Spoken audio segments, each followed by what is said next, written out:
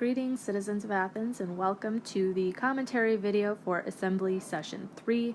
In this video, we'll spend most of the time looking at the arguments we heard in the Assembly, but I want to start with a piece of general advice. There's one interesting question that came up this week that might have implications generally for participating in debates and arguments in real life. And that question has to do with knowing when and how to pivot. Recall that the question on the table is whether or not members of the Assembly or jurors in the law courts should be paid. Interestingly, in the 530 section, the Assembly voted to restrict voting to land, slave, and business owners. This essentially changes the form of government from a democracy to an oligarchy. Now, if we accept who the members of the Assembly are, might be a different question for the jurors. These are reasons for paying them, and who is allowed to participate in either of these domains could be different, but let's set that aside for now. If we accept that we're a democracy, or we're something like an oligarchy where only people who own land, slaves, businesses, as you guys decided, should be voting in the Assembly, well then our reasons for paying members will be different, which means that if you came to the Assembly under the assumption that we're a democracy, that we share a set of democratic assumptions and values, for example, that we should hear the voices of everyone, that everyone's voices ought to be represented in a legislative process.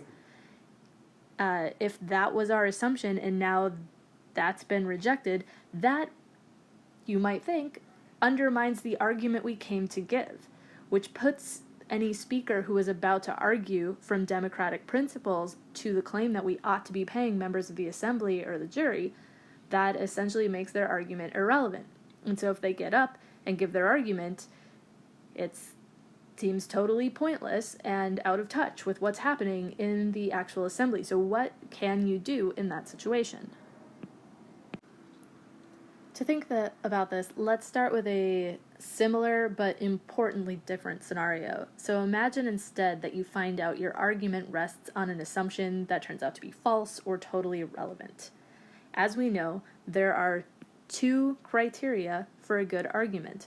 One is that the premises together provide good support for the conclusion, and the other is that all of the premises are true. If you find out one is false, that undermines your argument. You can't give that argument anymore. So a similar example to the case we're actually looking at here might be something like this. Imagine the following argument. Premise 1, we ought to minimize barriers to civic participation. 2, there are barriers, and paying 3 obols a day would minimize those barriers. Thus, we ought to pay members of the Assembly or jurors in the law courts. Now, let's say you find out that there really aren't any barriers to participation, and paying people wouldn't really encourage them to come participate in the Assembly. Say we've done some widespread polling and interviewing, and we find out that the people who don't participate in the Assembly aren't going to participate even if you paid them. Not even if you gave them double minimum wage. They just don't give a shit and they're not going to come.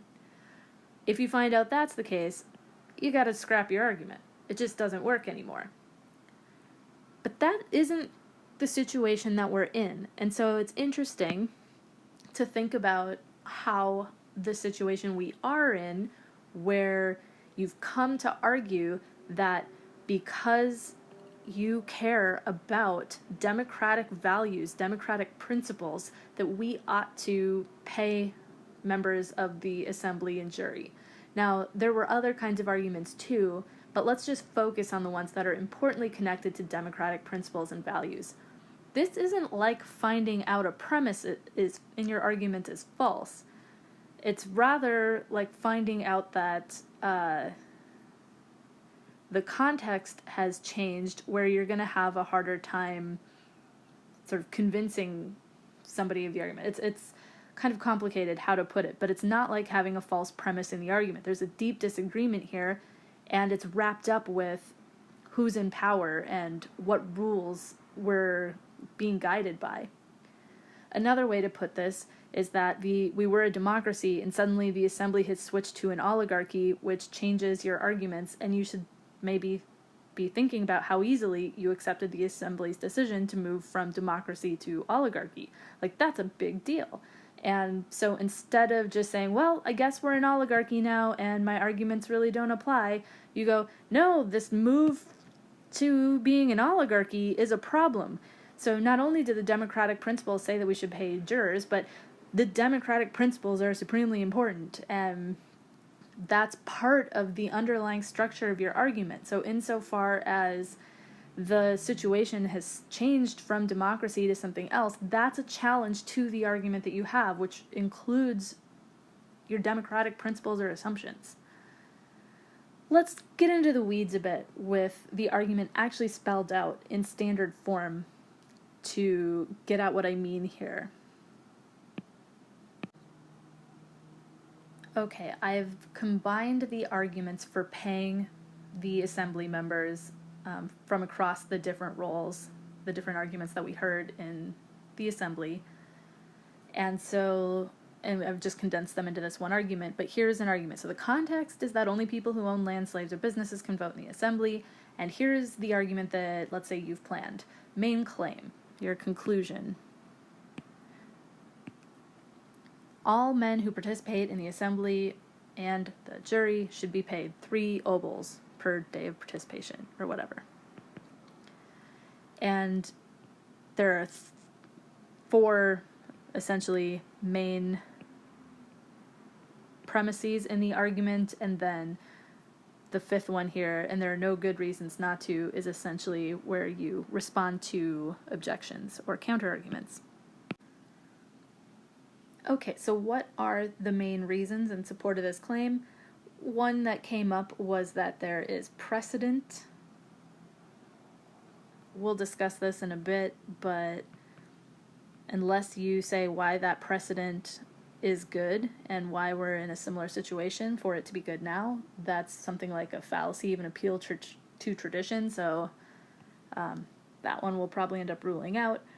And then the other 3 major premises in this kind of argument we saw was that paying would remove or alleviate barriers to participation, that it would promote loyalty and commitment, and that it would stimulate the economy, which we desperately need at the time, or something like that.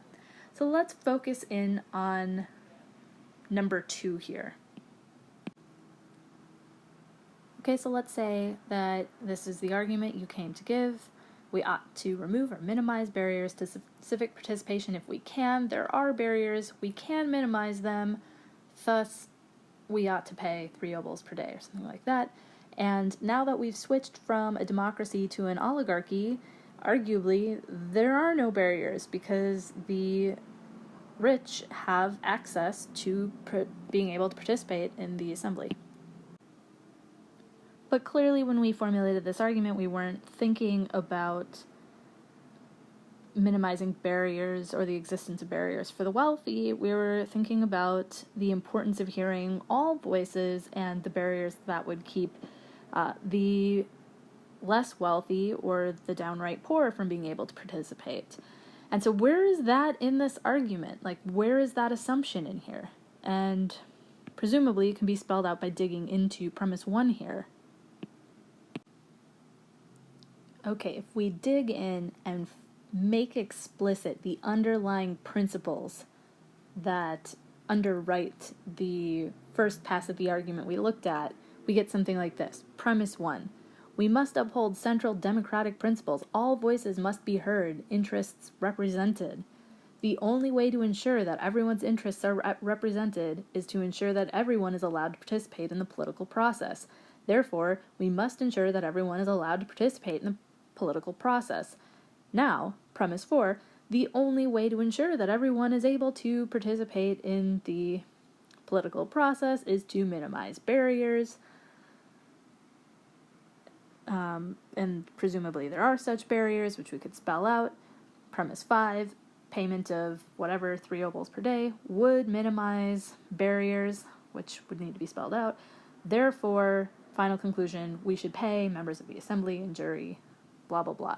Now, where is the core of the disagreement? It's going to be these fundamental assumptions that are really part of the argument. So the people who voted to minimize participation in the assembly, to restrict it to land and business owners only, which of these premises are they going to disagree with? Well, one, they aren't going to think we need to uphold central democratic principles.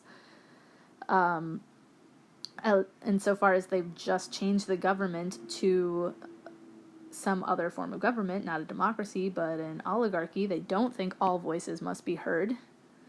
Now, maybe they could still argue, and I think we did see this in the 530 section, that they might claim that all interests are still represented. So they would disagree with premise 2. The only way to ensure that everyone's interests are represented is to actually have everyone participating in the political process. This is what they're going to deny. They're going to say that no, everyone's interests will be represented by people who know better, right? They're going to say that the average citizen who is poor and perhaps uneducated doesn't even know what's in their own best interest. So the educated landowners and the wealthier members of the city with the appropriate legacy or whatever conditions there are for civic participation, they will do what's in everyone's best interest because they know better or something like that. So if you're going to still participate in the question that's on, in the debate about the question that's on the table, even though the assembly has just changed, you might still try to make your argument, but dig deeper into the underlying principles here. Now, one thing to think about in this game is just how easily you might think, like, oh, well, a law was passed and now this is what we have to work with. You are the assembly, so you can change the laws if you can, and we actually did see this happen in the 530 section. I'm still not quite totally sure why it worked, but I was, as Athena, trying to spur on the radical Democrats to be angry that we had just switched from a democracy to an oligarchy, to defend their democratic ideals and be angry that the underlying assumptions were the things that had been changed, in order to get back on track to arguing about what they came to argue about today. I mean, if you think about it, especially if you were one of the Democrats or one of the people who were arguing for paying, why did you, what's the heart of your argument? Yeah, there are other reasons too, and we already listed them a bit, like economic reasons and practical reasons to pay, but probably the biggest one is just that you value a democracy in which everybody has some role to play. Even the Periclean Democrats think that there is some role to play, like everybody should vote, even if they think there should be perhaps a governing council or whatever the case may be. So what can we learn from this? I think maybe two things. And one is, don't accept the status quo, like that the rules appear to be one way doesn't mean they ought to be that way. Keep digging to try and argue for how things ought to be on the basis of the best reasons you can identify. And so I think that applies in the game where you're the assembly and you have control over the laws. You can keep advocating to change the laws. You can go back and address questions that seem to already have been established. And in real life, it's important to work to, I mean, depending on how cynical you are, to work to try to come up with the best rules, the best laws possible, the ones that have the force of reason behind them, that are based on the appropriate values, whatever the case may be.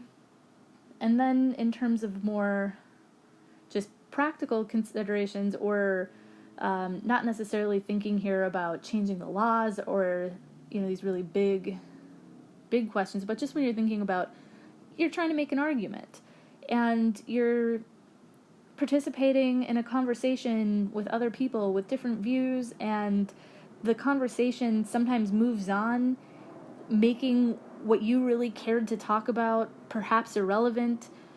There are ways to dig deeper into why you're arguing what you do, to reconnect, to make yourself relevant within the conversation again, to make the conversation back up to address these underlying important assumptions, values, or principles. And spelling out your reasoning in standard form like this, where you make clear the most fundamental assumptions or values that are required in order to make your argument a valid deductive argument, that can really help to figure out what the deepest commitments are. Okay, let's move on to actually just running through the arguments we saw in the assembly for session 3. Okay, I want to take the claim we started with, the one that everyone who participates in the assembly or jury should be paid 3 obols per day, and look at each of the arguments, put them in standard form, and figure out what their weak points are. But I also want to point out that if you're going to object to the claim or identify alternative claims, it's important to look at all of the, I'm not sure what the best word for it is, but something like breaking points or stress points or something in the claim. So one is the claim that all participants should be paid X amount per day. And in I think both sections, at some point somebody suggested a sliding scale, or a, if you are poor, you get paid, so we don't unnecessarily pay people who don't need it to do their civic duty or something like that. So that's a point. There's the difference between the assembly and the jury. Is the reasoning for paying people in the assembly and the jury potentially different? I think that's an interesting question. There's the question of whether you should be paid at all. And there's the question of how much should you be paid and why.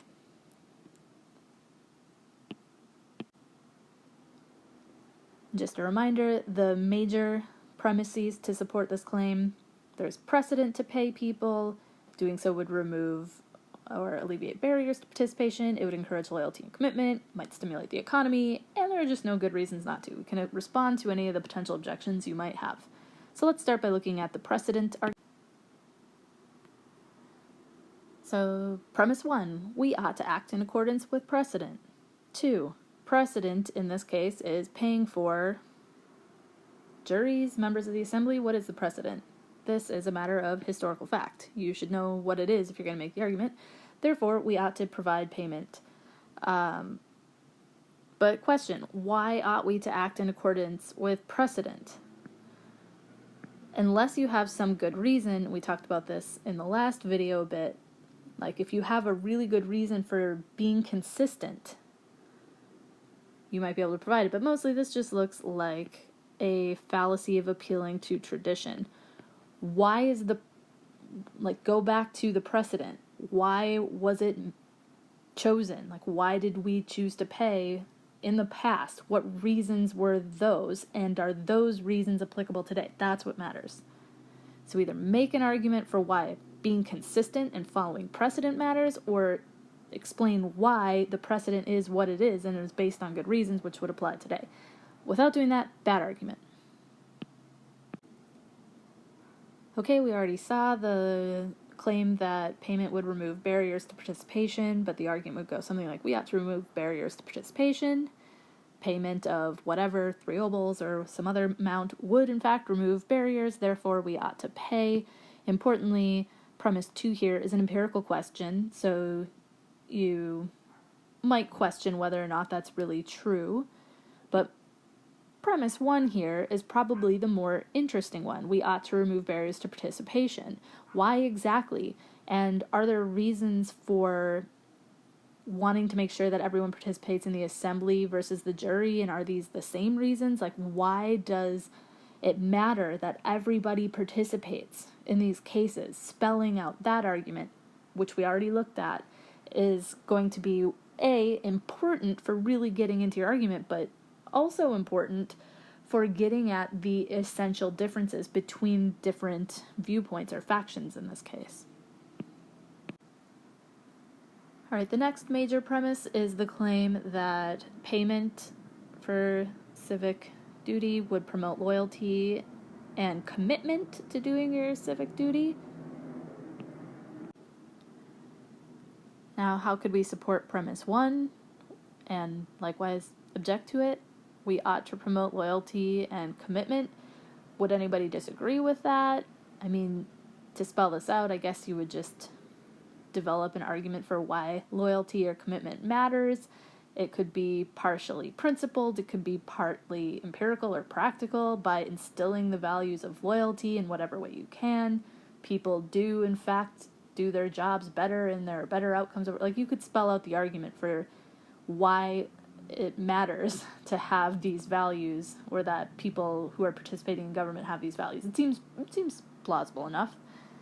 And then the other premise, obviously, that matters is that paying people would indeed promote loyalty and commitment. So, is this true? If you think it is, why? And if you think it isn't, what's the problem? So, is this true?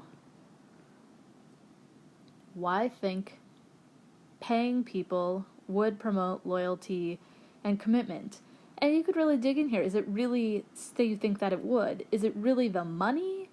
Or is it just being included, being actively included? Like, what is it that would instill the values of loyalty and commitment? And if you disagree, why wouldn't money instill these values? What does it take to instill these values? Who has them?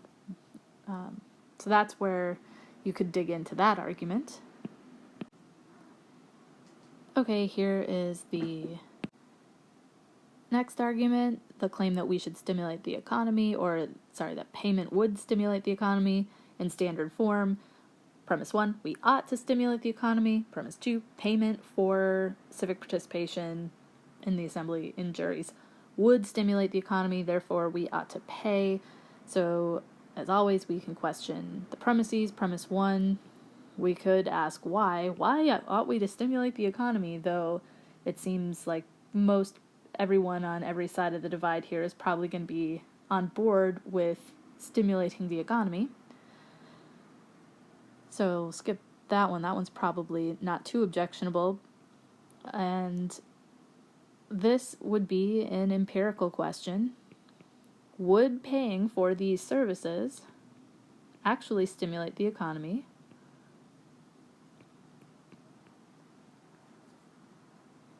In which case, you'll need to know about the facts on the ground.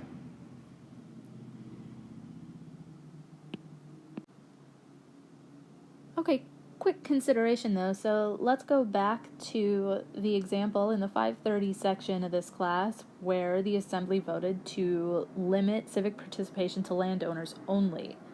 So let's say that's our context. Now in this case, premise 1 is probably still relevant. Like, we still care about the economy, and there are lots of people perhaps who are poor and who are not able to participate in the economy and help to grow the economy, or whatever the argument is. Now, you might say payment for participation in the assemblies and law courts would be one way to do that, and especially if you already think that's an important thing that the people should be involved in, well then that might be a natural way to pay them. But if this is now off the table, participating, if whether for theoretical or practical reasons, if this is now off the table, you might still, if this was what you cared about and not your democratic principles, then you might pivot here and come up with other ways of stimulating the economy. If what you really want to do is put money in the pockets of the of the poor.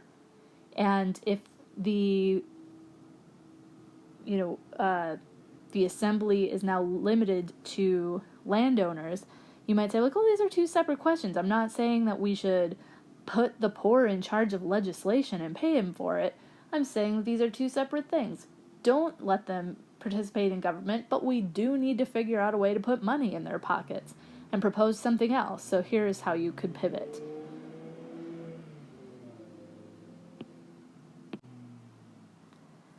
Okay, finally we have the "and there are no good reasons not to pay" argument, which you could spell out as an example of modus ponens, like so. If there are no good reasons not to pay, then we should do it. Indeed, there are no good reasons not to pay, therefore we should do it. And of course, probably nobody's going to disagree about premise 1. The point of disagreement here is going to be premise 2. Is this true? What are the reasons to pay or not to pay? What are the reasons not to? Why aren't they good?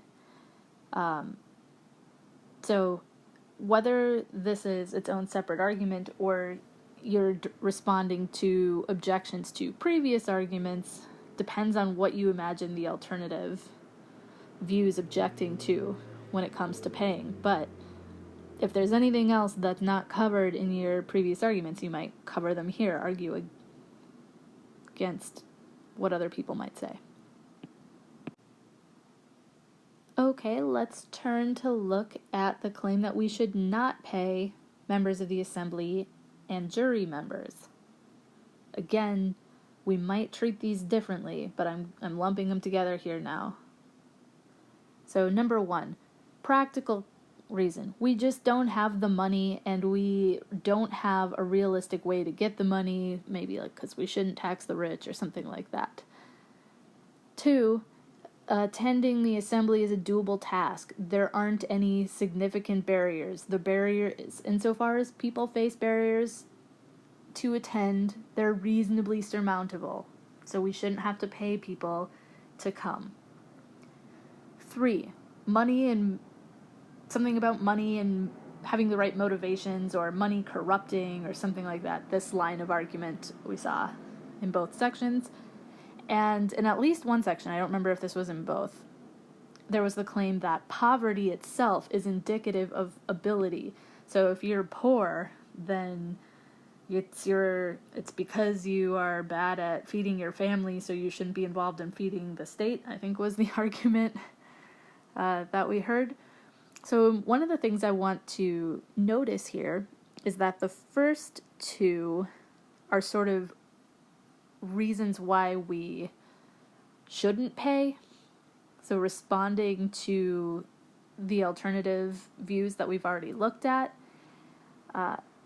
And 3 and 4 are sort of positive reasons not to pay, as in, like, these are positive reasons in support of the claim and not just responses to people's claims that we should pay. Okay, so let's look at the claim that we don't have the money as one of the major premises in the arguments for not paying. Oops, this is not separate. Okay, so I set this up as a series of modus ponens inferences. So, 1, we don't have the money. 2, if we don't have the money, then we can't pay. 3, therefore we can't pay, as in we're not actually able to do it. Premise 4, in order to have any obligation to pay, we have to actually be able to. Sometimes this is called the ought implies can principle.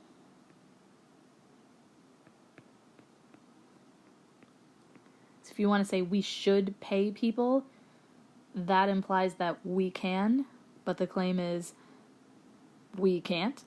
Therefore, we don't have any obligation. It's not true that we should pay people. So why can't we pay exactly? Again, it's because we don't have the money. Digging into that a little deeper here, we don't currently have the money. This is a matter of something like historical fact.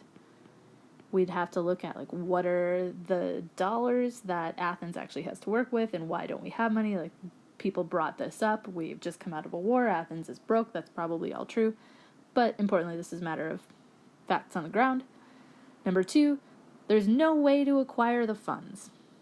3, if you don't currently have and you can't get the funds, then you can't pay. Thus, we can't pay. So this is probably so straightforward that it doesn't need spelling out, but at least when you spell something out as a valid deductive argument, you make explicit every single assumption you need in order to get to your conclusion. And in this case is the claim that not only do we not have the funds, which seems pretty straightforward, but the claim that we have no way to acquire them. Now, of course, that is objectionable. Obviously, there are ways to acquire funds, taxes. Presumably on people who have funds, right? So a real question here might be, should we tax the rich in order to come up with the required funds to pay people to attend in the assemblies? Or if democracy really is off the table, but we actually do care about the economic interests of the state and somehow getting more money into the pockets of the poor really will improve the economic interests of the state, not to mention the interests of the poor themselves. If you think those things are true, there might be some reason to tax the rich to come up with some other plan for getting money into the pockets of people. So what's the tax the rich position here? Why think that that's a reasonable way to acquire the money? Now, in at least one section, we definitely saw arguments against taxing the rich, as in maybe they would say something like, oh, you can't just take from the rich to improve the lives of the poor, or something like that. Maybe you would even cite like rights or something, though this might not be how you would have argued for this in that time period. Our conception of rights and taxes from a modern perspective might be kind of different. And the other claim that came up was that the rich have also been affected by the war. They are suffering too. So we could spell out these arguments in detail, making them valid deductive arguments, fleshing out the premises, but it's probably initially clear enough how you might respond to these arguments. One is, yes, they've been affected by the war too, but, and this would require actually looking at the facts on the ground, how much money do they have? How could we actually, how much could we tax and what could we do? What are the economic implications of various policies we could enact? These are things that we could play with. Now then there's the principled claim. That isn't just a matter of what would work, what would be fair to do or just to do or something like that. And importantly, drawing on some of the examples from the historical information we have about the time period, you could really focus on the duties of the wealthy to the city-state. So the wealthy were required as part of their standing, right, to pay for religious festivals and various shrines and other sorts of important civic things. And so you might think that as especially wealthy, capable members of the city-state, they have, in virtue of greater ability, greater responsibility to contribute to the state in some way, such that we can tax them, or taxing them is a thing they ought to do insofar as they are able to help with offsetting costs of whatever policy is best for the city.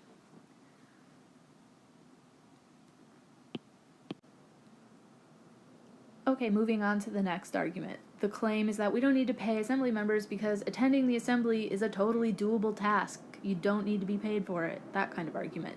We already saw an argument to the contrary, that we ought to remove barriers because there are barriers, and 3 obols a day would remove them, thus we should pay. And so the point of objection here would be to the claim that there really are barriers. Yeah, There are some barriers, like you have to walk into town or you have to give up a day of work, but the claim is not that there are absolutely no barriers, but there are no significant barriers, right? So, premise one, there are no legitimate or significant or problematic barriers to civic participation. If there are no barriers, then there's no reason to pay people such that they can overcome these barriers. Thus, we have no reason to pay. So where you're going to end up disagreeing is on the nature of the barriers people face and how significant they are.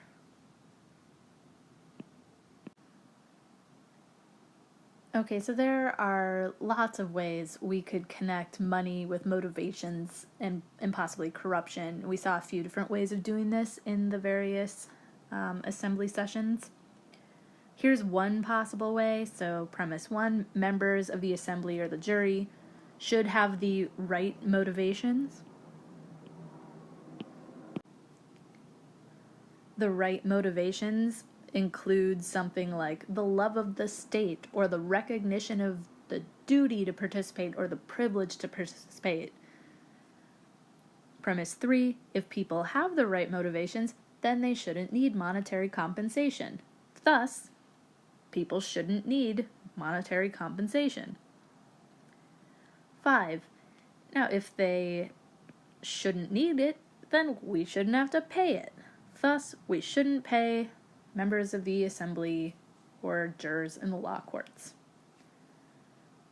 So, as usual, there's two ways for an argument to be good or bad. So, the premises have to support the conclusion, and the premises have to be true.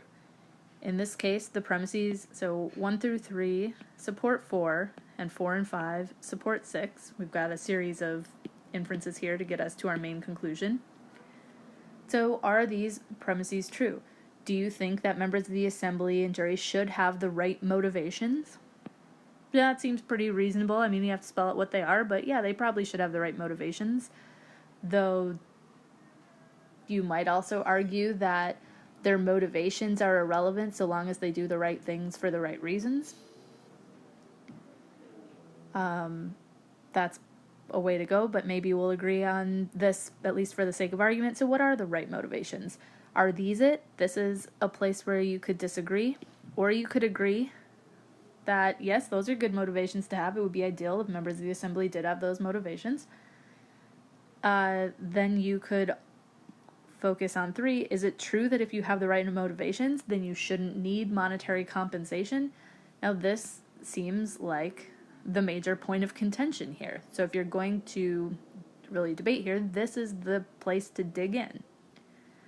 The rest of this argument is really just spelling things out in detail so that it ends up being a deductive valid argument. But it looks like premise 3 here is really important. So how could you dig in here?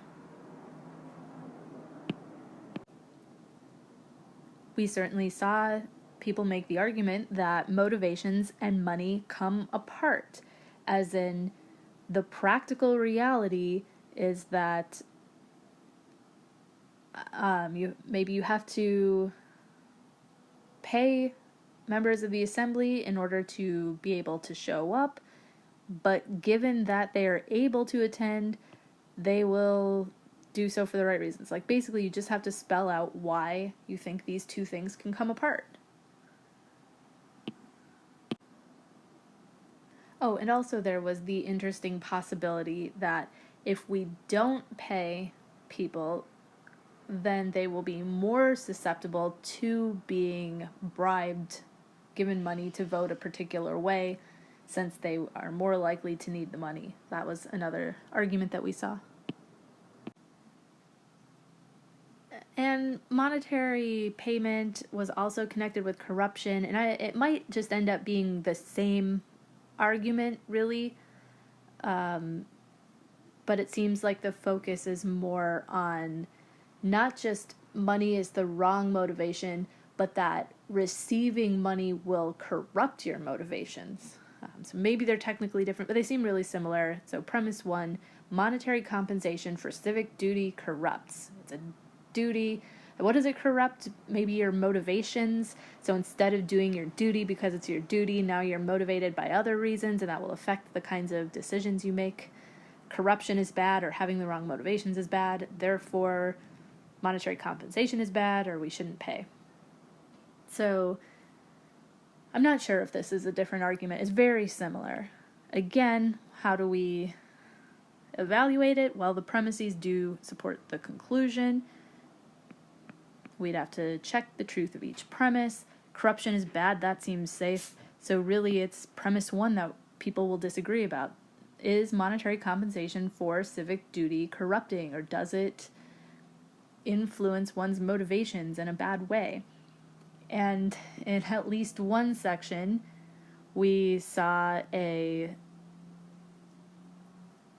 somebody questioned what is civic duty, and the speaker responded with an example, and then the person raising the question noted that it was an example where what she wanted was a definition, which sounded exactly like Socrates in the Euthyphro, so that was great, and made the point that lots of things qualify as a civic duty, in not just attending the assembly, but pretty much anything that contributes to the good and to the functioning of the city, including education and perhaps even building roads or whatever the case may be, and that it seems reasonable to provide some kind of monetary compensation for work done in these areas, and that it doesn't necessarily corrupt one's motivations or ability to succeed in that task for the right reasons.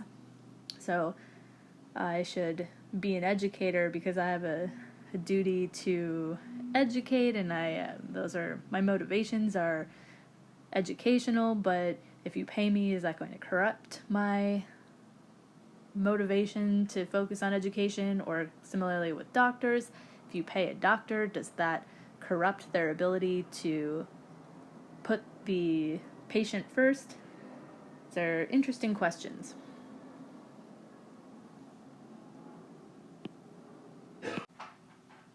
Especially since, thinking from our modern perspective, we are inclined to think that ordinary reasonable compensation for these tasks is not corrupting, and yet money in politics, money in, say, in the healthcare industry, from pharmaceutical companies, or like money does have a problematic role to play, arguably. And so where exactly does money corrupt? When does it corrupt? How does it corrupt? What are the conditions under which we really should worry about money?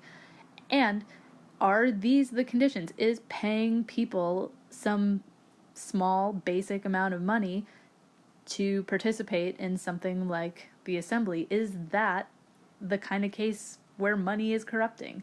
Can this be spelled out more in an interesting way? Okay, last but not least was the argument that being poor is indicative of your ability to provide some kind of meaningful contribution to the assembly, to government. And the interesting question is, why exactly?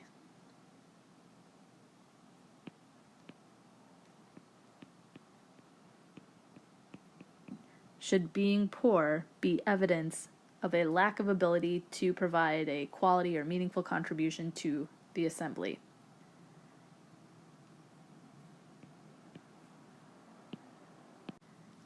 And I'll leave this one for you to spell out and figure out where people can disagree about premises and have a meaningful debate, and figure out where you fall on that side of the argument. Okay, that concludes commentary on Assembly Session 3, and I'm looking forward to the trial of Socrates in Session 4.